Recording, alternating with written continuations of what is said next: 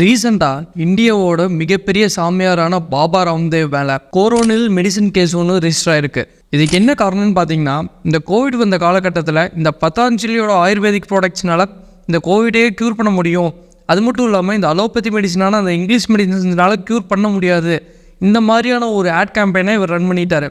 அதாவது இந்த மாதிரி ஒரு ஆடை போட்டு மக்கள் எல்லாத்தையும் கேன்வாஸ் பண்ணி இவரோட ப்ராடக்டை வாங்க வச்சுட்டாரு. இதனால IMA இந்தியன் மெடிக்கல் அசோசியேஷன் இவரோட கம்பெனி மேலே ஒரு 1000 கோடி ரூபா கிளைம் பண்ணியிருக்காங்க.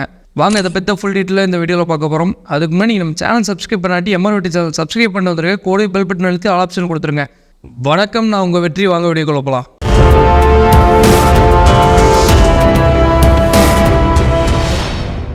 ஸோ பாபா ராம்தேவோட ரீசெண்ட் கேஸை தெரிஞ்சுக்கணும்னா அவரோட வரலாறையும் நம்ம பார்க்கணுங்க. இவரோட ஒரிஜினல் நேம் ராம் கிஷான் யாதவ். இவர் 1965 ஒரு ஏழை குடும்பத்தில் பிறக்கிறாரு. ஒரு 8வது வரைக்கும் கல்வி படிப்பை முடிக்கிறாரு. அதுக்கப்புறம் வீட்டில் வசதி இல்லாத காரணத்தினாலையும் ஒரு பக்கம் இவருக்கு படிப்பு மேலேயே ஆர்வம் இல்லாத காரணத்தினாலையும் பாபா ராம்தேவ் பார்த்திங்கன்னா அவரோட படிப்பை விட்டுட்டு போய் ஒரு குருகுல் கல்வியில் சேர்றாரு. அது குருகுலம் இருக்கிற அந்த காலத்தில். ஸோ அந்த மாதிரி ஒரு இதில் போய் சேர்ந்துட்டு அங்கே ஒரு யோகா டெக்னிக்கை கற்றுக்கிறாரு. ஸோ அவங்க எல்லாருமே இவரை ராம் கிஷான் யாதவ் சுருக்கி ராம் கிஷான்லேருந்து ராமையும் யாதவ்லேருந்து தேவையும் கட் பண்ணி ராம்தேவ் கூப்பிட ஆரம்பிச்சிட்டாங்க. ஸோ அங்கேருந்து இவர் வெளியில் வந்துட்டு பாபா ராம்தேவா இவரோட நேமே சேஞ்ச் பண்ணிக்கிட்டாரு. அதுக்கப்புறம் ஒரு சன்னியாசியாகவே வாழ ஆரம்பிச்சிட்டாருங்க. சரி, கொஞ்ச நாள் கழித்து ஹரியானாவில் ஒரு குருகுல் கல்வியில் போய் அங்கே ஒரு யோகா டீச்சர் மாதிரி ஒரு கிளாஸாக எடுத்துகிட்டு இருந்திருக்காரு அங்கேருந்த மக்களுக்கு. அப்புறம் அங்கேருந்து ஹிமாலயாஸ் போய் அங்கேயே ஒரு கொஞ்சம் வருஷம் தங்கிட்டாருங்க. அங்கேருந்து ரிஷிகள் யோகிஸ் எல்லாத்துக்கிட்டையும் ஒரு கூடவே இருந்து தவம் பண்ணிட்டு திரும்பி ஹரித்வார் வந்து திவ்ய யோக ட்ரஸ்ட் 1995 ஆரம்பித்தார். ஸோ அதோட ஒன் ஆஃப் த பார்ட்னர்ஸாக ஆச்சாரிய கரம்பீர், ஆச்சாரிய பாலகிருஷ்ணா இவங்க 2 பேருமே இருந்தாங்க.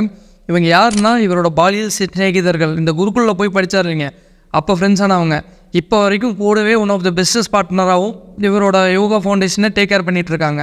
இன்னொன்று, இவருக்கு பொலிட்டிக்கல் ஆம்பிஷனும் இருந்துச்சுங்க. அந்த ஒரு காரணத்தினால ராஜீவ் டிச்சட் இவரை பொலிட்டிக்கல் ரீதியாக இவரை பயன்படுத்திக்கிட்டாருன்னு தான் சொல்லணுங்க. இந்த ராஜீவ் டிச்சட் ஒரு மிகப்பெரிய ஒரு பொலிட்டிக்கல் ஐக்கான்னே சொல்லாங்க. இவர் நிறைய ஸ்பீச்சஸ் இந்தியா ஃபுல்லாக கொடுத்து, அதாவது குறிப்பாக இந்த crime, poverty, corruption, fake politics இந்த மாதிரியான விஷயங்களுக்கு எதிராக இவர் நிறைய குரல் கொடுத்தாருன்னு தான் சொல்லணும். இப்படி பேசி பேசி இந்தியாவே கவர்ந்து இழுத்துட்டா இருந்தாங்க சொல்லணும். இந்த ட்ரஸ்ட்டுக்கு மிகப்பெரிய ஒரு ப்ரொமோஷனை இவர் மூலியமாக தான் இவங்களுக்கு கிடச்சிது. அது மட்டும் இல்லாமல் பாபா ராம்தேவும் பார்த்திங்கன்னா பாரத் சுயபிமான்னு சொல்லி ஒரு ட்ரஸ்ட்டை ஆரம்பித்து அதில் நிறைய விதவிதமான டாப்பிக்கை போட்டு மக்களை வந்து கேன்வாஸ் பண்ணுற வேலையை பார்த்துட்டு இருந்திருக்காரு. ஒரு காலகட்டத்துக்கு மேலே பார்த்திங்கன்னா இந்த ராஜீவ் டிச்சத்துங்கிறவர் 2010 இறந்துட்டார். இவருக்கு அப்புறம் அந்த இடத்துல திவ்ய யோக் அப்படிங்கிற ஒரு ப்ரோக்ராமை இவர் கண்டக்ட் பண்ணியிருக்காரு டிவி சேனல்ஸ் வழியாக. அந்த டிவி சேனல்ஸில் விடியெல்லாம் 5 மணிக்கு உட்காந்து யோகா ட்ரைனிங் கொடுக்க ஆரம்பிச்சிருவாருங்க. இதை ஃபாலோ பண்ணியே நிறைய மக்களோட ஒரு நல்ல வரவேற்பை சம்பாதிச்சிட்டாரு பாபா ராம்தேவ். அது மட்டும் இல்லாமல் அந்த டிவி சேனலே இவரை பேக்கண்ட்லேருந்து இவர் தான் கண்ட்ரோல் பண்ணியிருக்கிறதா சொல்லப்படுது. அது பேருக்கு தான் வேறு ஓனர், ஆனால் இவர் தான் ஃபுல் அத்தாரிட்டி அந்த மாதிரி. ஸோ 2006 பதாஞ்சலி யோக் ப்ரீத் டெஸ்ட்டுன்னு ஒன்று ஆரம்பிக்கிறாங்க. அதுக்கு ஸ்பான்சர்ஸாக 2 கப்பல் இருக்காங்க. இதில் என்னென்னா, இந்த ட்ரஸ்ட்டை அடுத்த லெவல் எடுத்துகிட்டு போகிறதுக்காக இந்த கப்பல் வந்து ஒரு ஸ்காட்டிஷ் ஒரு ஐலாண்டை 2 மில்லியன் யூரோக்கும் வாங்கி தராங்க இவருக்காக. சரி, இவர் எதுக்குப்பா அவங்க பண்ணணும்னு கேட்டிங்கன்னா, அவங்களோட ப்ராப்ளத்தை இவர் ஏதோ பர்சனலாக சால்வ் பண்ணி கொடுத்துருக்காரு. அந்த ஒரு காரணத்தினால தான் இவங்களோட பிஸ்னஸை அடுத்த லெவல் டேக் ஓவர் பண்ணுறதுக்காக இந்த ஹெல்ப்பை பண்ணியிருக்கிறதா சொல்லப்படுது. ஸோ இவர் மேலே அப்போ இருந்து இப்போ வரைக்கும் நிறைய கான்ட்ரவர்சிஸ் இருக்குங்க.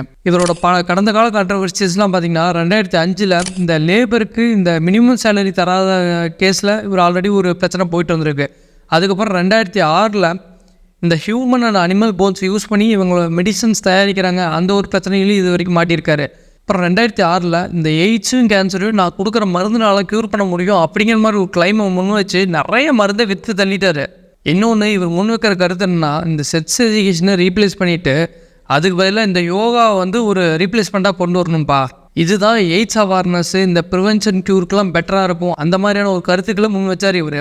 அது மட்டும் இல்லாமல் ஒரு 7 வகையான ப்ரீத்திங் எக்ஸசைஸை கண்டுபிடிச்சிட்டு இது ரிலேட்டடான டிசீஸ்லாம் க்யூர் ஆகிருன்னு சொல்ல வராரு. அதில் என்னென்ன கிளாட் இருக்குதுன்னு பார்த்துக்கிட்டிங்கன்னா, இந்த பிரெஸ்ட் கேன்சர்னு சொல்லுவாங்களா, அது லிவரு, ப்ராஸ்டூட் சம்மந்தப்பட்ட நோய்கள், யூட்ரஸ்ஸு, பிட்யூட்டரி கிளாண்டு, பிரெயின் டியூமர்ஸு, ஸோ இந்த மாதிரியான நோய்கள்லாம் க்யூர் ஆகுங்கிற மாதிரி இவர் தரப்புலன்னு சொல்லப்படுது.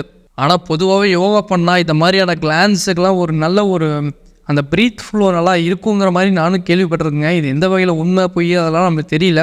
ஆனால் சம்திங் நம்ம உடம்புக்குள்ளே போய் நம்ம ப்ரீத் மூலயமா ஏதோ ஒரு நல்லது நடக்குது, அது வேணால் தெரியுது. நம்ம கரெக்டாக பண்ணால் நல்லது நடக்கும், தப்பாக பண்ணால் கெட்டது தான் நடக்கும், அதுவும் நல்லா தெளிவாக புரியுது.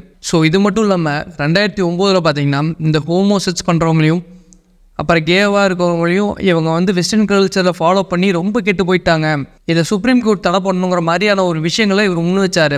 ஆனால் சுப்ரீம் கோர்ட் பார்த்திங்கன்னா இது வந்து ஒரு க்ரைம் கிடையாது, அதனால் இது விதிவிலக்கு விட்டுறலாம் அப்படிங்கிற மாதிரியான ஒரு கருத்தை முன் வச்சாங்க. இப்போ நீங்கள் பேசிகிட்டு இருந்தீங்கன்னா நான் டெல்லியோட ஸ்ட்ரீட்டில் இறங்கி நான் தர்ணா பண்ணுவேன், அந்த மாதிரி ஒரு பகிரங்க கருத்தை பாபா ராம்தேவ் விட்டாருங்க. ஸோ இவரோட ரீசன்ட் கேசஸ்ன்னு பார்த்திங்கன்னா இந்த கோவிட் வந்த காலகட்டத்தில் நிறைய மெடிசன்ஸை வந்து கண்டுபிடிச்சி எங்கள் மெடிசனால தான் இந்த கோவிடை க்யூர் ஆகும், அதாவது அலோபதி இந்த இங்கிலீஷ் மெடிசன் இருக்க பாருங்கள், இந்த மெடிசன்ஸை க்யூர் பண்ண முடியாது, அந்த மாதிரியான ஒரு அட்வர்டைஸ்மெண்ட்டை போட்டு தள்ளிட்டாரு. அதாவதுங்க இவரோட மெடிசன்ஸ் க்யூர் பண்ணியிருக்கும் கிளைம் வச்சுருந்தா கூட விட்டுருப்பாங்க, அதென்ன நீ அலோபதி மெடிசன்ஸை க்யூர் பண்ணாதுன்னு நீ ஒரு கிளைமை வைக்கிற அப்படிங்கிற மாதிரியான ஒரு பிரச்சனையில இவர் மாட்டிக்கிட்டாரு. சரி, இவரோட மெடிசன் தான் க்யூர் ஆகுமான்னு கேட்டால் அதுக்கு வாய்ப்பு 25% தாங்க, வச்சு 75% ஃபெயில் தான். ஸோ இப்படி இருக்கும்போது நீ எப்படி ஒரு ஃபேக்கான கிளைமை நீ முன் வைக்கலாம்? அந்த மாதிரியான ஒரு இஷ்யூவில் பதாஞ்சலி லாக் ஆயிடுச்சு. இது மெயினாக என்ன சொல்கிறாங்கன்னா பதாஞ்சலி லாவை வயலேட் பண்ணியிருக்குன்னு சொல்லி ஒரு 2 லாவை சொல்கிறாங்க. அது என்னென்னு பார்த்தீங்கன்னா இந்த drugs and other magic remedies act 1954 இது வயலேட் பண்ணியிருக்கு. அதுக்கப்புறம் கன்சூமர் ப்ரொடெக்ஷன் ஆக்ட் 2019 இது வயலேட் பண்ணியிருக்கிறதா இந்தியன் மெடிக்கல் அசோசியேஷன் தரப்புலேருந்து வாதாடப்படுது. சுப்ரீம் கோர்ட்டும் பார்த்தீங்கன்னா நீ அலோபதி மெடிசன்ஸுக்கு எதிராக ஆடு போட்டு வச்சுருக்க, இது எவ்வளோ பெரிய அஃபென்ஸ் தெரியுமா? ஏன்னா இந்தியாவில் மட்டும் இல்லாமல் உலகம் ஃபுல்லாக வளர்ந்து வர ஒரு மெடிசனை நீ வந்து இப்படி தவறாக சித்தரித்து ஆடு போட்டேன்னா அதோட க்ரோத் எந்த அளவில் பாதிக்கப்படும். அந்த மாதிரி ஒரு தொலைநோக்கு பார்வையில் பதாஞ்சலியை வந்து கடுமையாக திட்டினாங்கன்னு தாங்க சொல்லணும். ஏன்னு பார்த்தீங்கன்னா உலகமே இந்த அலோபதி மெடிசன்ஸை நம்பி தாங்க நல்லா டெவலப் ஆகிட்டு வருது. மித்த மெடிசன்ஸ் இருக்குது, நான் இல்லைன்னு சொல்ல வரல. ஆனால் இங்கிலீஷ் மெடிசன்ஸ் பார்த்தீங்கன்னா உலகம் ஃபுல்லாக மக்களோட டே டு டே லைஃப்பில் ஒரு அங்கமாகவே வகிச்சிருச்சுன்னு சொல்லலாம். அந்த மாதிரி ஒரு பெரிய விஷயமா இருக்கிறத இவங்க கண்டுபிடிக்கிறது தப்பு, இவங்க மெடிசன்ஸ்லாம் ஒர்க் ஆகுது, இந்த மாதிரி ஒரு அட்வர்டைஸ்மெண்ட் போடும்போது மக்கள் எல்லாருமே குழம்பிடுவாங்கன்னு தாங்க சொல்லணும். ஸோ இதைத்தான் சுப்ரீம் கோர்ட் தரப்புலேருந்து கடுமையாக அவங்கள திட்டியிருக்காங்க. ஸோ பதஞ்சலி தரப்புலேருந்து மயிலாட் நாங்கள் பண்ண தப்புன்னு மட்டும் ப்ரூஃப் ஆச்சுன்னா நாங்கள் தூக்கில் தவங்க கூட ரெடி, நீங்கள் டெத் சென்டென்ஸ் கொடுத்தாலும் சரி, அந்த அளவுக்கு இவங்க பெர்ஃபார்மன்ஸ் பண்ணியிருக்காங்க.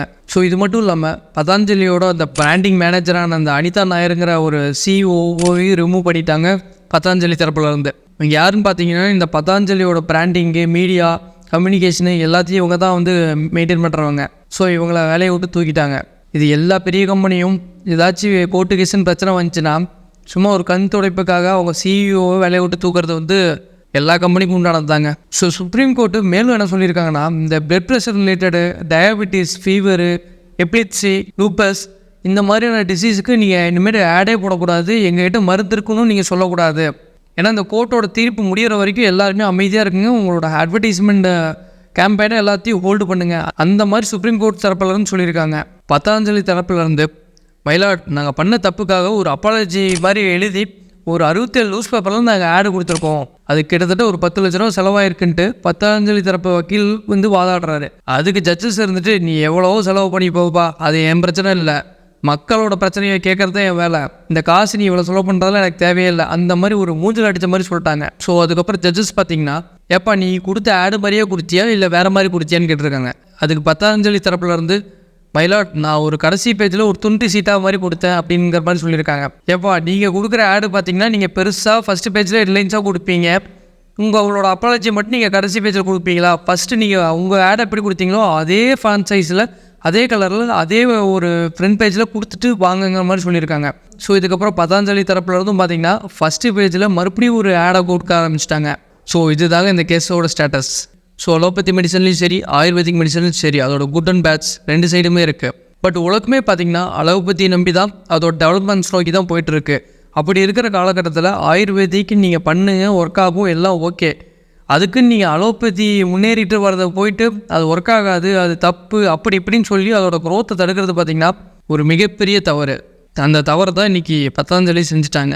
அதுவும் குறிப்பாக இந்த கோவிட் காலகட்டத்தில் ரஷ்யா ஸ்புட்னிக்னு ஒரு வேக்சினை தயாரித்தாங்க. அதுக்கப்புறம் இந்தியா ஒரு வேக்சின் தயாரித்து உலகம் ஃபுல்லாக சப்ளை பண்ணாங்க. அதுக்கப்புறம் தான் இந்த கோவிடே ஓரளவுக்கு கண்ட்ரோல் ஆச்சுங்க.